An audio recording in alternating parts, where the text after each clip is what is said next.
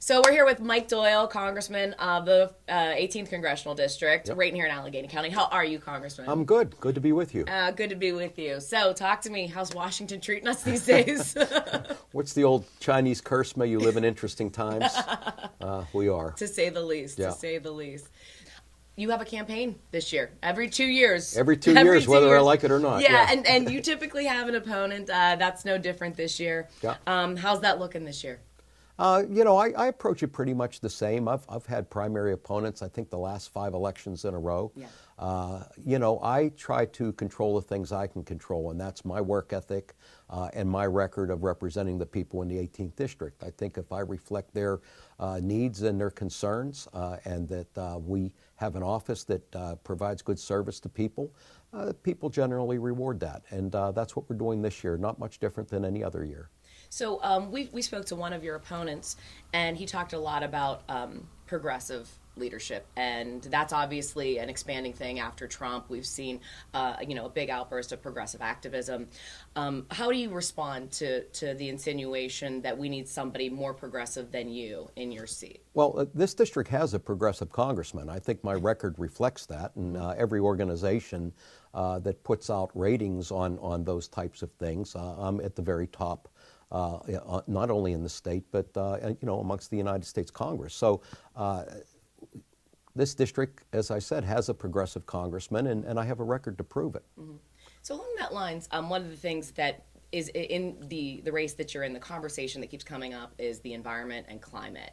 Do you want to talk and answer some of the charges that have been leveraged against you regarding that you're not good enough on this? How do you feel about that? Well, I'm the only one, to my knowledge, that is actually backing actual legislation to deal with climate change.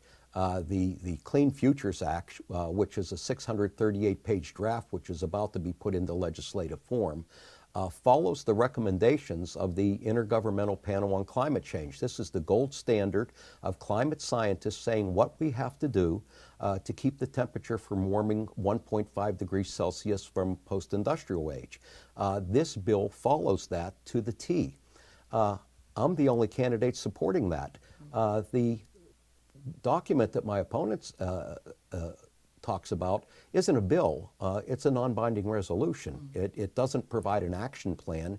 It doesn't get us started on the path with dealing with climate change. So if he's interested and serious about climate change, he would be reading, first of all, the Clean Futures Act and supporting it, because this is real legislation that addresses the problem. Unlike the New Green Deal, which is basically a manifesto saying this is what we want, but we have no pathway to get there for the most part. It's an aspirational document, Sure. but it's not an action plan. It doesn't prescribe in any detail how you would get there. It talks about wanting to reach certain goals by certain dates, but it isn't prescriptive. And any document, whether it's a resolution for it to be real, it has to be translated into legislation. I'm a legislator. People running against me are running to be legislators. That means we pass laws that hopefully reach the desired effect of what the laws are intended to do. I wrote the last climate change bill in the Energy and Commerce Committee along with my colleagues. Jay Inslee and I, during the cap and trade debate, wrote the key amendment to get that bill out of committee. So I'm no stranger to climate change legislation. 10 years ago, the last time a piece of climate legislation passed the House of Representatives, it was from the committee that I work on, and I had a big part in it. Mm-hmm. It's interesting when we're running on a platform of we need more people of color, we need more women, we need more diversity, and the next thing you see is a petition challenge throwing a black woman off the ballot. Have you ever initiated a petition challenge against Janice Brooks? No, and I believe this is the 5th time Dr. Brooks is running in the Democratic primary. It would never occur to me to try to throw her off the ballot. She has a right to run, and I've always felt that that's good for democracy. Mm-hmm. And, we've engaged one another, and Dr. Brooks has been a good candidate, and I hope that she stays on the ballot this time, too. Okay. Along the lines of identity politics, civil rights, one of the things that I've always found interesting that you seem to keep close to your heart was the issue of guns. And in April of 1999, we had the Columbine shooting. For somebody like me who had a child after that year, we realized that we're bringing a child into a world that is very different than the one we had before. Mass shootings are now a reality. Take us to June of 2016. We have the Orlando nightclub shooting. You, your colleagues, and of course the great civil rights leader John Lewis want gun legislation. Lead a sit-in. They shut down Congress. Paul Ryan, sends it into recess. They shut the cameras off. You're all live streaming from your cell phones.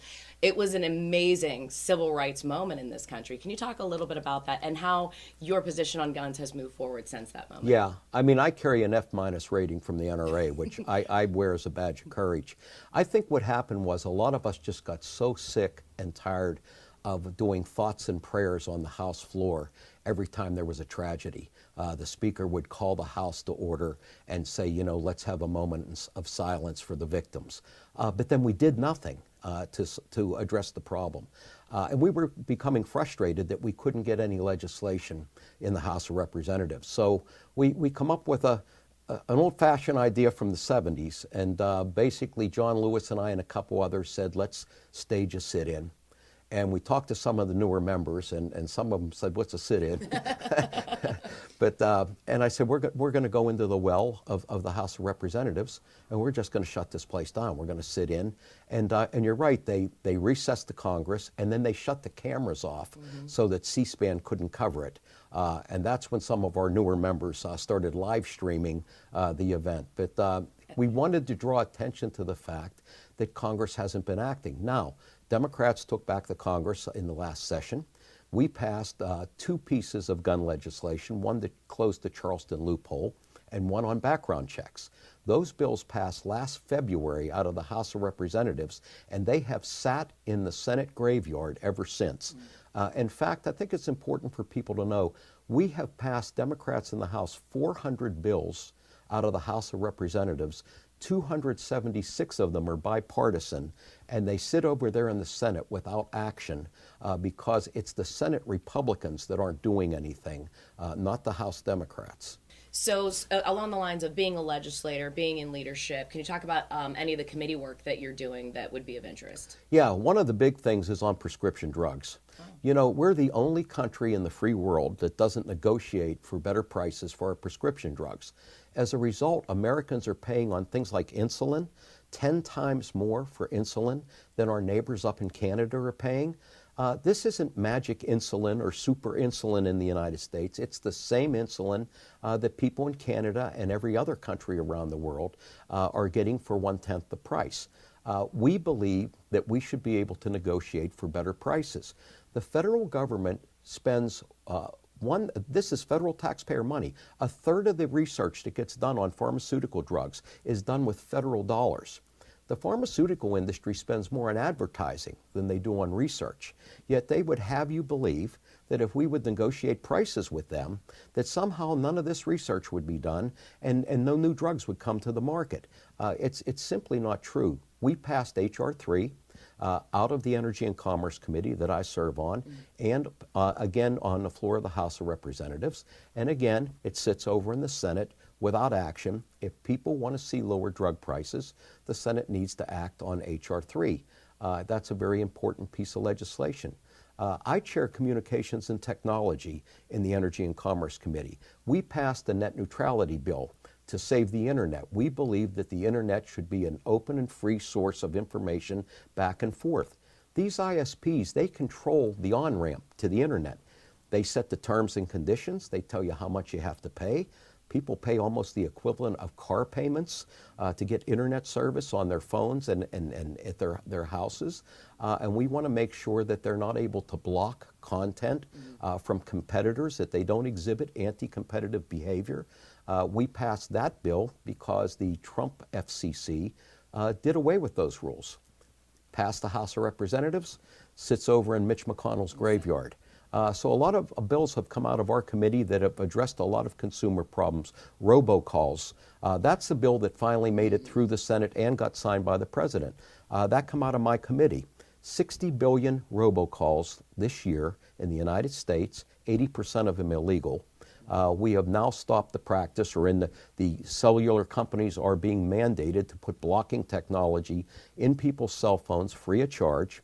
unless people opt out. Now, somebody wants robocalls, they can say, don't block my service. They're really interested in those. Yeah, but there's not many of those. That bill did pass the Senate, and the president did sign it. So that's one bill come out of my committee that I was the sponsor of that's actually become law. And then finally, the Autism Reauthorization Act. This is something near and dear to my heart. I founded the Autism Caucus in Congress 21 years ago. We have reauthorized autism funding for another 5 years so that families can get services, so that their kids that are aging out of treatment because they're over 21 years old will have access to services. This is a very important bill for a lot of families in the United States, something near and dear to my heart. We passed it out of the House and the Senate, and the President signed it. So those are two of my prime sponsored bills that are actually law today. Wow. I wasn't aware of that, and as somebody that worked in mental health and dealt a lot with adult autism, I saw a lot of people that didn't have any services because there just wasn't any available. So that's awesome. Last thing, I spent years of my life with Jack Murtha as my congressman. You are not just, he was the dean of your delegation for a long time. You are not just the congressman here in Allegheny County, but you're a political leader. You're a voice. How do you look at your role as leading not just Allegheny County, but the people of Pennsylvania, and not just focusing on the voters where you live, but everybody in the Commonwealth, and making sure that we're moving forward, making sure the party is moving forward, especially now in the time that we're in? Yeah, one of the things I remember the most when I first got to Congress, Jack Murtha was one of my mentors, and he sat down with me and he talked about how the House of Representatives is very committee-driven, that you need to decide, what committee you want to serve on and how that best serves your district, and that sometimes the committee you want to be on, you don't get on as a freshman, but you have to work towards it. I've tried to be a mentor to new members in our delegation. We have basically 5 new members of Congress in the delegation, 4 women in southeastern Pennsylvania, dynamic women that are freshmen, and then Connor Lamb, who's sort of like a freshman and a half because he come in on a special election. And one of the things that I've worked very hard on is to make sure they get good committee assignments, that Pennsylvania has balanced representation on all the committees, so that that's good for our state. And to make sure that, to the extent that I can help them be effective, not only in how they govern and how they do their jobs. And I believe that our delegations made great strides in the last couple of years at the ballot box, too, as we're electing more and more Democrats. And my goal is to see more Democrats elected in this upcoming election, and to make sure that Pennsylvania is a blue state come November. And that's going to be very important. Yeah, and it's definitely a big climb. We've got a lot of work to do. Yeah. Well, Congressman, thank you so much for your time. We really appreciate you, and congratulations on your service and all the amazing things you've done. Good luck in this election. Thanks.